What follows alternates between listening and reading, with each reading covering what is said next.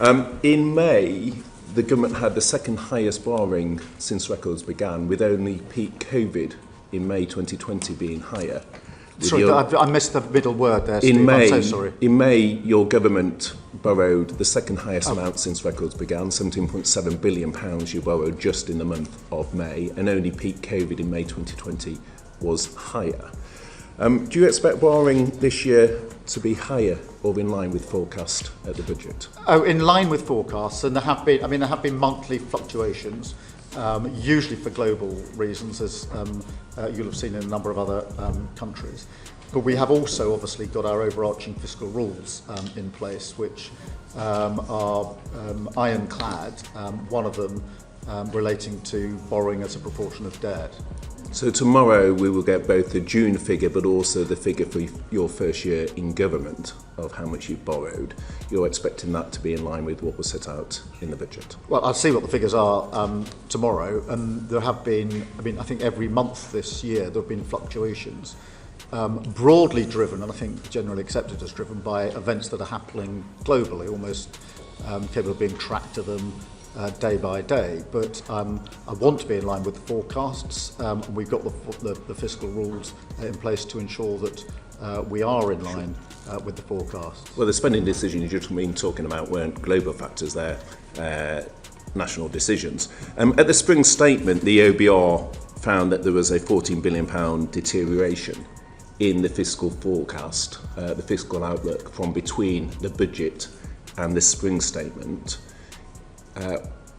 Industry analysts are predicting a similar amount of deterioration ahead of the budget. Again, is that something that you would reject?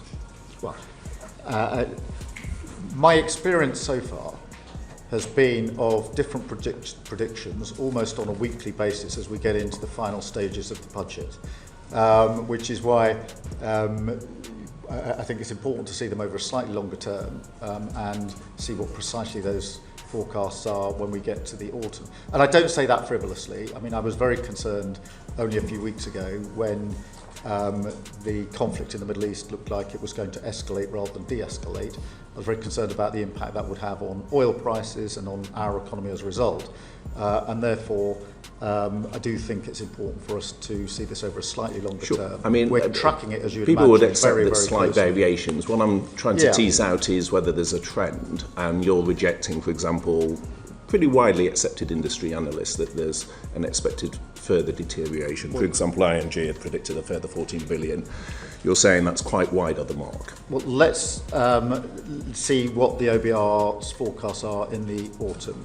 Right. As I say, my experience is that those forecasts change on a pretty regular basis, often according to external factors, and trying to guess now what the forecast might be in the autumn is fraught with all sorts of difficulties. Fine. In terms of consistency then, given other things change, is it reasonable to say, with regard to the fiscal headroom that you set out, that as a point of principle, you feel that there should be a reasonable amount of fiscal headroom? Yes. And you took measures to restore the headroom in the spring statement. Was that because the fiscal headroom you put in place at the budget was too insufficient? No, I don't think so.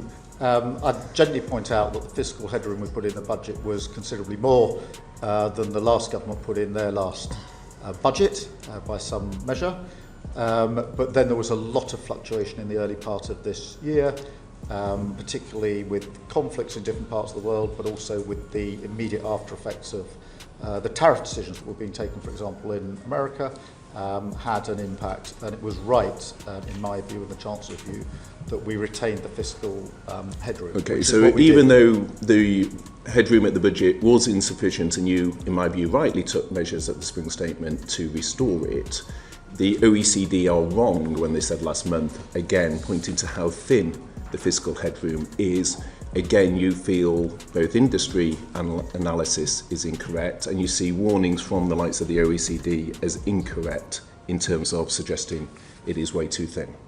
No, I'm not saying they're incorrect. I'm just saying I think it's important for us to look at it in the round and over the slightly longer period. I do think it's important to have that headroom, which is why we put it in the budget last autumn, and why in the spring statement we took the opportunity, duty, to put that headroom back in, which is what we did.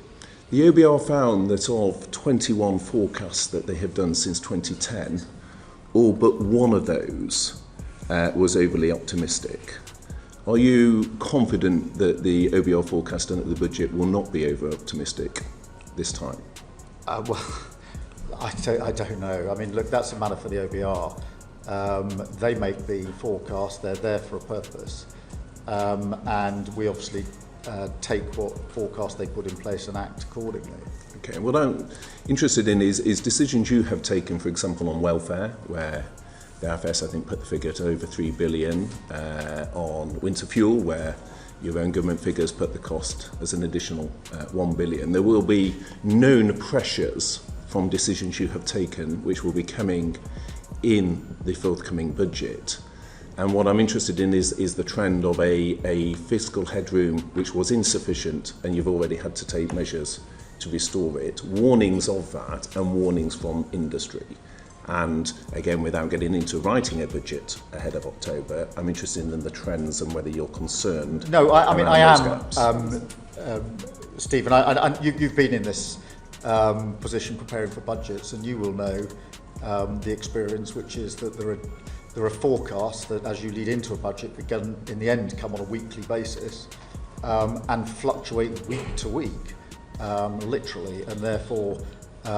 My experience of the budget and the spring statement is to focus intensely on the forecasts when we get them and prepare for them now according to our fiscal rules, which is what we're doing.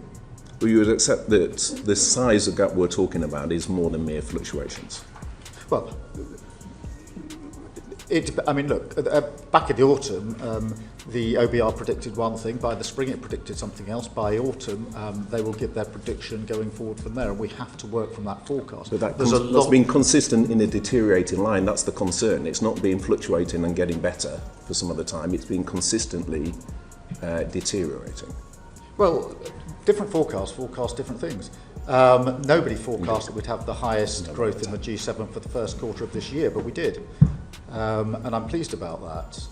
And I think the measures we're taking can create the conditions in which we can improve on that in the autumn and the budgets thereafter. Okay. What are your thoughts? Share your personal opinions in the comments below now. Turning to another major headline, tension suddenly filled the air on Boiling Point.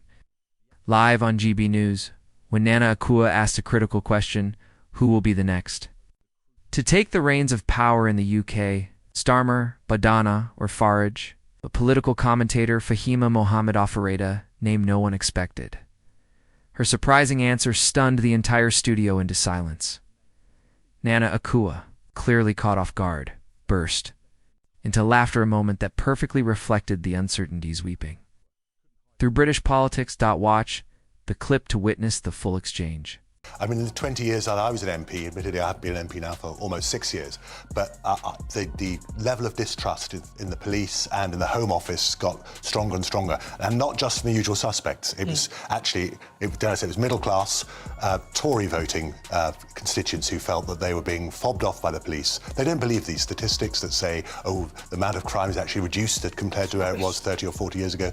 And I think at a day-to-day level, you see it everywhere. You know, as I say, shoplifting, just bits of petty crime, bit of graffiti, nothing getting cleared up by local councils, by everyone else. So I'm not surprised, and I think it's more a sense of despair from the public, thinking that perhaps Nigel Farage is more trusted than other political leaders, but the reality is most people feel that crime is now out of control and that no one's getting a grip on it.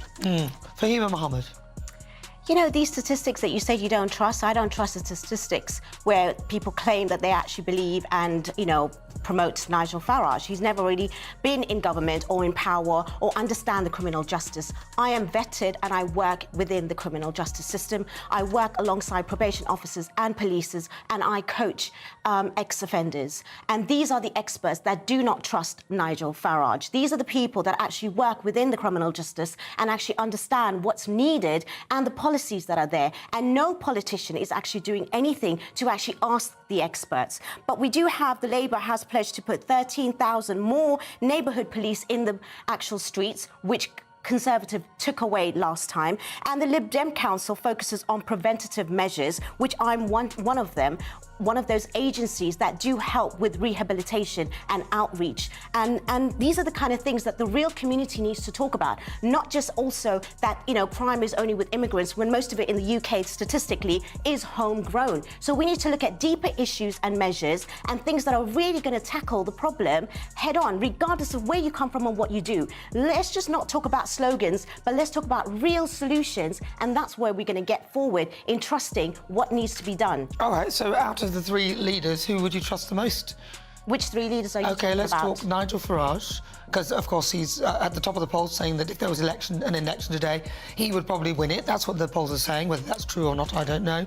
Or you've got Kemi Badenoch leading the Conservative Party, or of course you've got Sir Keir Starmer, their government in power now. Which one of those would you choose? I wouldn't choose any of those. Like I said, Lib Dem, probably most likely, or the new people that are coming in, probably with Corbyn, or Are you having a laugh? Zara Sultana and Jeremy Corbyn.